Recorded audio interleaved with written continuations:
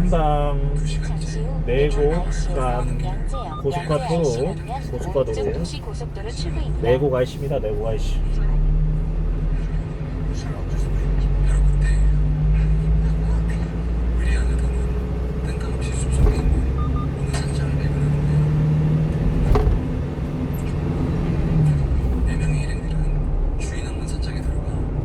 다음 안내까지 계속 직진입니다.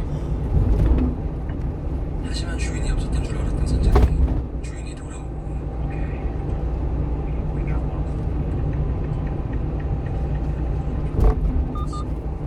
자신의 물건에 손을 대니 들이대는 산장 주인은 4명의 일행들을 협박하기 시작하죠.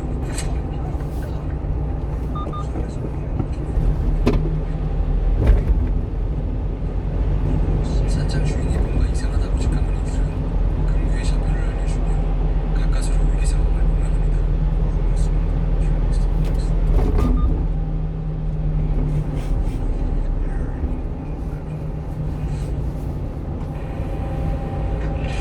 약 600m 앞 시속 50km 단속 구간입니다.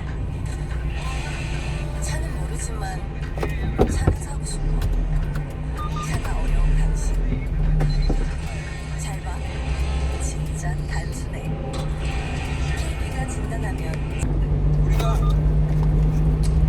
고대 문명, 중국의 문명의 시작을 소위 말해서 여러분들도 다 아시겠지만 하은주라고 보통 그 3대라고 얘기를 하지 않습니까? 이 맹공자라는 사람도 이 3대 얘기를 항상 하는데, 공자라는 사람도 그때 얘기하기를 뭐냐면 하나라는 내가 너무 그 징험이 없다. 이거를 증명할 자료가 없다. 공자라는 사람이 굉장히 리얼한 사람이죠. 그렇게 하고 이제 은나라 얘기도 하고 그런데, 공자는 사실 주나라에 속해 있으니까 되게 은나라에서 주나라로 바뀌는 게 거의 한뭐 BC 1100년 이 정도 레벨이거든요. 그러니까는 이 하라고 하는 문명은 우리가 이제 한뭐 BC 1600 뭐 이렇게까지 올라갈 수 있는 걸로 보는데, 최근에는 얼리토라고 알리토 유적이라고 그래서 이게 아마 하나의 유적일 거라고 얘기를 하는데, 가장 중요한 거는 이 은나라 문명에 관한 것이 최근에 사마천이가 사기를 쓰면서 여기에 대해서 얘기를 해놨는데, 지금 그러니까 우리 역사가 말이죠, 이 20세기, 21세기가 재미난 현상들이 있어요. 예를 들면 공자는 BC 551년에 태어났나? 그래도 몇 년까지? 479년까지 산 사람이란 말이에요. 이건 연대가 거의 확실하거든요. 이게 이제 산동 노나라 지역 사람 아니에요. 근데 이 사람 때만 해도 이게 얼마나 가깝습니까? 그래서 이 고대 문명에 대해서 자기 주나라 역사에서 얘기를 하지만은, 지금 오늘 우리가 공자보다 여기에 대한 자료가 더 많다고요. 더 정확하게. 그러니까 뭐냐면은 은나라만 해도 은어에서 소위 갑골문이라는 게 나왔거든요. 갑골문이라는 게.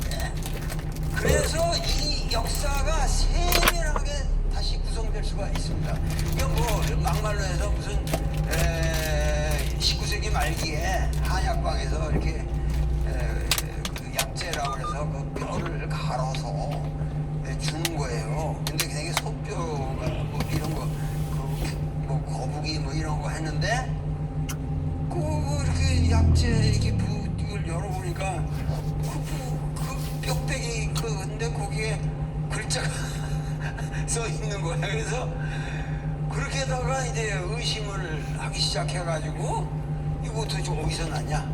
어느 동굴에서 이런 이 약재가 나온다, 용골이 나온다.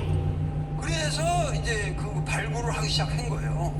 발굴을 해보니까는 거기에 엄청난 그런 이제 이 문헌이, 고문헌이 발굴이 됐는데, 이 각골문의 발견이라는 게 이게 사실은 이 세계에서 최대의 발견이라고 봐야죠. 각골문이라는 게. 그리고 이제 20세기 말기에 소위 말해서 이제 그 마왕태라는 문헌, 마왕태라는 이것이 이제 무덤에서 엄청난 이제 노자 주역 이런 텍스트가 나오는데 이건 한대 구분이에요.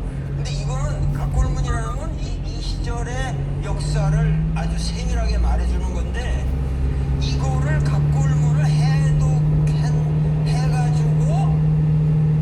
상하천의 사기랑 맞춰보니까 딱 맞아 들어간 거예요. 상당 부분. 그러니까 이 상하천이라는 사람이 얼마나 그 치밀하게 그 자료를 수집해가지고 사기를 썼나 하는 것이 입증이 되는 거예요. 자, 그런데 하은주 문명이 발견 이제 이거 하고 나서 이제 우리가 춘추 시대라는 이 주나라의 소위 말해서 이 주나라라는 거는 이제 얘기하면은 이 가운데에 이제 이 천자의 나라가 있고 그 주변에다가 이렇게 제후국들을 배열을 한단 말이에요. 배열을 쭉 하는데 이게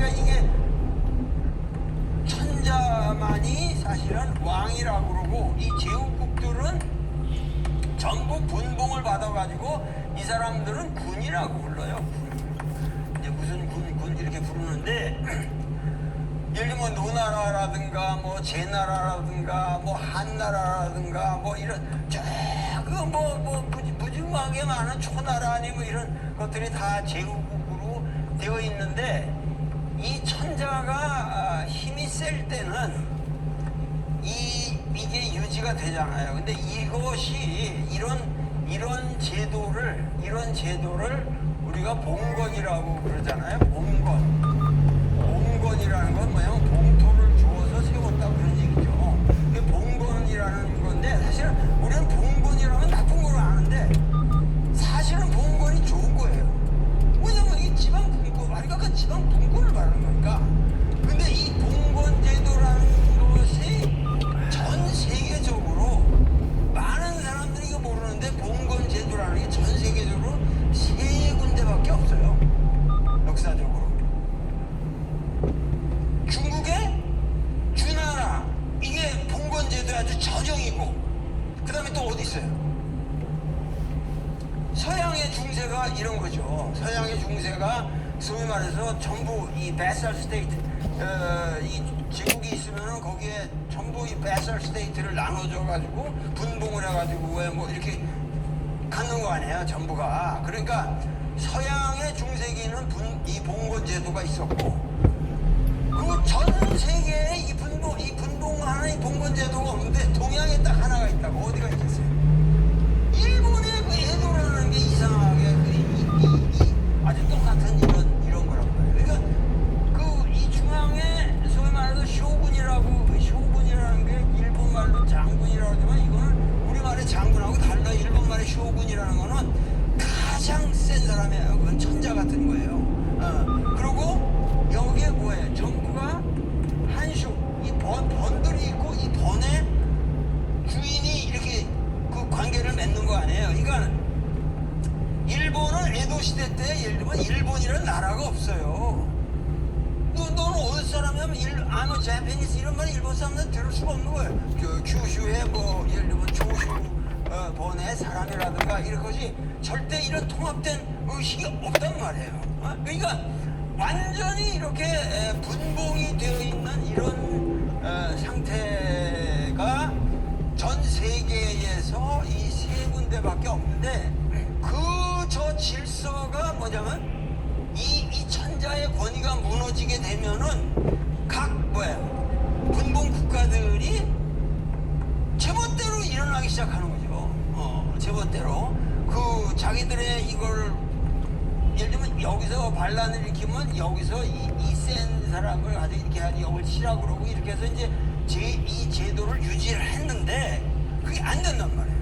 춘추라는 말이 나이도 되지만 옛날에는 시간이라는 말도 되고 역사라는 말이 됩니다. 그래서 소위 말해 노나라의 최초의 역사서를 우리가 춘추라고 하는데 그걸 공자가 지었다고 그러는데 그 춘추라는 역사서에 해당되는 시기를 우리가 춘추시대라고 부르고 그리고 그 밑에 전국책이라고 하는 책에 해당되는 시기를 우리가 전국시대라고 불러요. 근데 이 전국시대는 엄청나게 이제 이 패권이 주도하던 시대죠. 그러니까 이게 뭐냐면 춘추시대는 공자가 춘추시대 사람이고 그러니까 그때는 좀 아직도 질서가 있고 점잖을 때예요. 점잖을 때인데 뭐예요? 전국시대 오면은 깡패들이 그냥 완전히 패권. 그래서 이제 맹자의 유명한 얘기가 이 왕도와 패도라는 말이 나오는 거죠. 왕도와 패도라는 말이 나오는데 자 이런 패도의 시대가 오면서 그저 그냥 서로 싸우고 이러는 가운데서 민중들은 이제 못 살겠다 이러고서 이거를 완전히 하나로 통일된 어떠한 국가가 오면 좋겠다. 그래서 이것을 전부 하나로 이 패도의 시대에서 이 모든 거를 하나로 통합한 사람이 누구예요? 진시황이죠. 그래서 진시황이 그거를 이룩했는데 그게 진나라라고 우리가 하는 것이고 진시황은 그러나 이게 워낙 체제가 없이 그냥 무조건 그냥 질르기만 해가지고 그러니까 꼭 저 알렉산더하고 똑같은 거죠. 알렉산더 같은 사람은 저 히랍에서 마케도니아에서 나와가지고 인도까지 먹었잖아요. 인도까지. 그러니까 그 방대한 제국을 건설한 게 알렉산더가 제국한 게 11년밖에 안 돼요. 11년. 근데 진시황도 비슷한 사람, 젊은 사람이 다 젊어야지 그렇게 전쟁을 할 수 있는 힘이 있지. 그게 진시황이나 알렉산더나 이거 그 거대한 영토를 통합을 했어도 자기들이 다스릴 능력은 없는 거예요. 치기만 했으니까, 전쟁만 했으니까. 그래서 예를 들면 알렉산더도 이제 곧 죽고 나서 바로 세 나라로 해체가 돼가지고 이제 그쪽 로마로 넘어가는 거고 마찬가지로 뭐예요? 진시황도 이거를 했지만 여기서 자기가 다스리지 못하고 바로 뭐예요? 항우와 유방의 싸움으로 넘어가고 그것이 한나라로 넘어가죠. 그러니까 서양의 로마 제국이나 서양의 로마 제국이나 중국의 제국은 비슷한 시기예요. 이해가 되시죠? 그래가지고 어떤 통합된 질서를 이 사람들이 꿈꾸기 시작하는데 서양에서는 로마 제국이 최초의 어떤 면에서는 제대로 갖춘 제국 문명을 만든 거예요. 그러니까는 그래도 서양의 로마 문명은 대단한 게 그 공화정이라는 것부터 출발을 하잖아요. 공화정, 리퍼블릭. 이 공화정이라는 게 뭐냐면 그래서 비로소 이제 이게 너무 여러 사람이 통치하니까 이게 불안하다. 그래서 한 사람이 이제 제국으로 만드는 거죠. 그게 줄리어스 시저라는 사람이 여러분들이 로마인 이야기라는 그 책을 보시면 이제 그런 게 나오는데 하여튼 그렇게 해서 제국을 만들었고 여기는 항우하고 유방이 싸우다가 결국 사실은 항우하고 유방 싸움만 해도 어떻습니까? 반대로 78길 방면 사실은 우회전입니다. 이 사람 중에서 114m 경유지 주변입니다.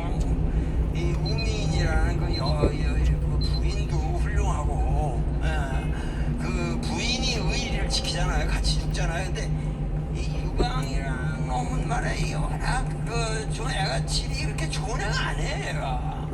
근데 역사에서는 이런 항우와 같은 항우는 집안에 지체가 없습니다. 집안이 좁은 집안의 사람이고 그리고 사람이 교양이 있고 정말 그 멋있는 인간이라고. 근데 이 항우가 결국은 유방 인물을 잘 다루지 못해가지고 항우가 깨지는 거 아니에요. 그래서 유방이 이제 결국 항고조가 되는데 그래서 이제 유시천하가 되는데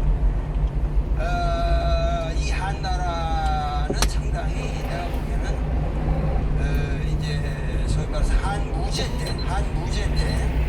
한무제 때 조금 그 이제 나라가 강남역입니다.